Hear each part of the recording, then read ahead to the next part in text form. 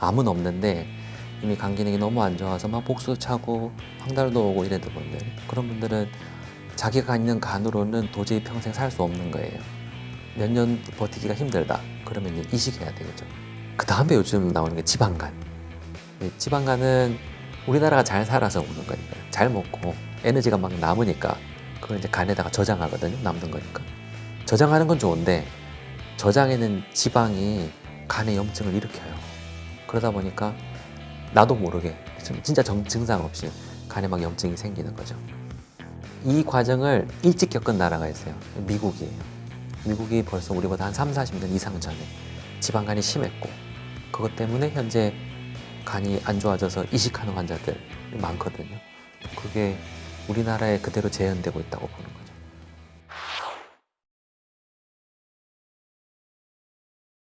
간 이식이 우리나라 되게 잘하거든요.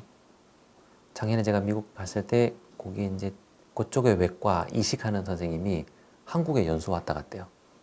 근데 그 밑에 있는 선생님도 한국 왔다 갔다는 거예요. 난 한국 갔다 왔다. 한국 잘한다. 그러는 거예요. 그만큼 우리나라 간이식 잘합니다. 성적이 굉장히 좋아요. 우리나라에서 간이식 하는 전체 케이스의 3분의 2, 60% 이상은 살아있는 분으로부터 받는 간입니다. 대부분 가족이죠.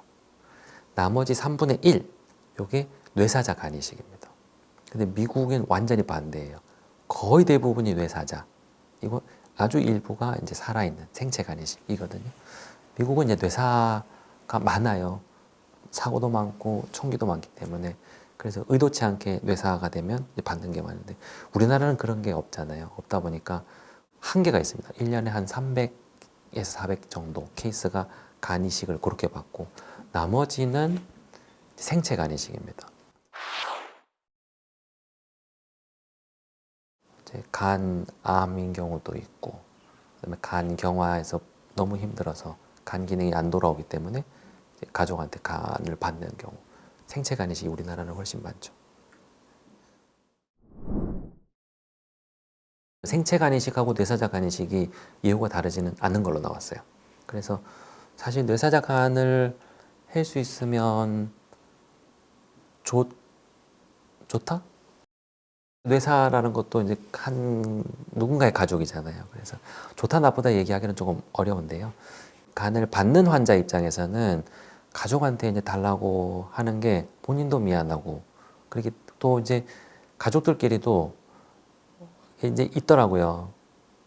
마음은 하면 좋겠는데 나와 엮인 또 다른 가족들이 또 부담스러워하니까, 그런 거 생각하면 이제 받아야 될 입장에서는 뇌사자 간이 좋겠는데, 아직까지 이제 우리나라 뇌사는 또 그렇기 때문에 주로 이제 생체 간 이식을 많이 하는 게 이제 우리나라 현실이죠. 가족이 주로 주세요. 아드님, 따님들이 주고. 간을 주는 분도 건강해야 되잖아요. 근데 나이가 너무 많으면 큰 수술하고 난 다음에 회복 못 할까 봐 나이를 제한을 두기도 합니다. 근데 요즘 또 이제 나이가 요만큼 돼도 건강하신 분들이 많거든요. 그래서 한 50대 이런 분들도 부부 사이에는 또 주기도 하고 하시는 것 같아요. 그래서 센터마다 조금 다릅니다. 병원마다 이제 기준이 있는 것 같아요. 그래서 너무 나이 많은 분들 안 하는 데 있고, 좀 젊은 분들만 하는 데도 있고 그렇습니다. 간이 조금 그래요. 간이 좀 둔하다 그래야 되나? 조금 이게 거부 반응이 적은 장기가 간이에요. 그래서 혈액형만 맞으면 간은 웬만큼 됩니다.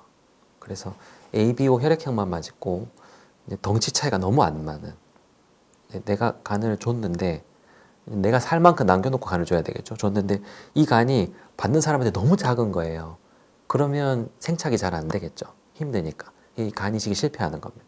그래서 덩치가 비슷하면 이제 가능하죠. 그래서 간의 사이즈하고 혈액형만 맞으면 웬만큼 간 이식은 돼요. 되는데 요즘은 혈액형이 달라도 돼요.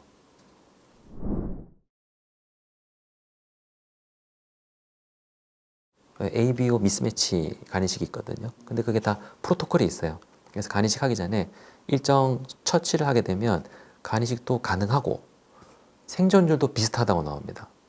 ABO 혈액형 부적합도 가능. 그래서 지금은 ABO 타입 때문에 절대 안 된다 그런 건 없어요. 하면 돼요. 각 병원마다 프로토콜이 다 있습니다. 물론 거부 반응이 나타날 확률은 좀 높아지긴 하는데 약이 워낙 좋아져갖고 요즘은 다 극복하시는 것 같아요. 그래서 아무튼 현재 우리나라 상황에서는 생체 간이식 웬만해서는 다 되고 혈액형 부적합도 가능하고 보통 이제 계산을 다 하거든요. 그래서 왼쪽 간 오른쪽 간이 나눠져 있어요. 보통 한 60에서 70%가 오른쪽 간이고 왼쪽 간은 한 30에서 40%가 왼쪽 간입니다. 왼쪽 간만 남겨놓고 오른쪽 간을 떼줘도 돼요. 주는 사람 괜찮거든요. 그래서 하기 전에 다 계산합니다. 이 정도 볼륨은 이 환자한테 주는 사람한테 남겨야 되겠다. 그럼 그 정도 생각해서 자릅니다. 그리고 이게 한 60%가 가는 거죠. 이것도 마찬가지예요. 받는 사람한테 이 정도 볼륨이 필요하다 계산하거든요. 그래서 그게 맞으면 줍니다. 그러면 들어가는 간은 거기서 생착해서 살고 남아있는 이 간은 자라요. 쑥 큽니다. 잘라는 대로 이렇게 도마뱀 꼬리처럼 이렇게 자라는 건 아니고 남아있는 간이 이렇게 확 커집니다. 그래서 한 3개월 이상 지나게 되면 90%까지 다 볼륨이 워낙에 본래 볼륨하고 크거든요. 자라나거든요. 그래서 내 생체 간이식을 주는 사람, 공여하는 입장에서는 국내 안전성은 탑이에요. 그래서 1%의 부작용도 거의 없다, 합병증 없다 이렇게 나옵니다. 네, 그래서 안전성이 담보됐다고 보죠. 생체 간이식 네, 할 수 있어요. 옛날에 프로메테우스 신화 인간한테 불을 주고 난 다음에 벌 받아가지고 맨날 이렇게 까마귀 이렇게 간 쪼아 먹고 그 다음날 되면 다 살아나거든요. 또 쪼아 먹고 이제 이게 신화가 사실이죠. 간은 재생하거든요. 죽고 나서도 재생합니다. 모양이 옛날처럼 자라는 건 아니에요. 전체 볼륨이 커지기 때문에 괜찮다는 거. 일상생활 다 하시는 것도 가능하고 역할 잘 할 수 있다. 그래서 우리나라가 생체 간이식이 가능했던 거고.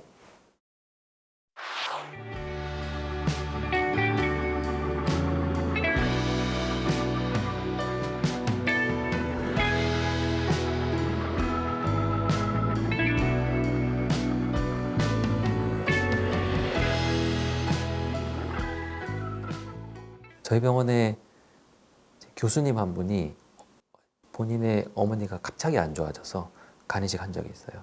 근데 본인이 선뜻 간을 주셨죠. 그리고도 잘 지내시거든요. 그래서 그런 케이스들이 의외로 많습니다. 그래서 알고 보면 아는 분들 중에 있을 거예요. 얘기 안 해서 그렇지. 네.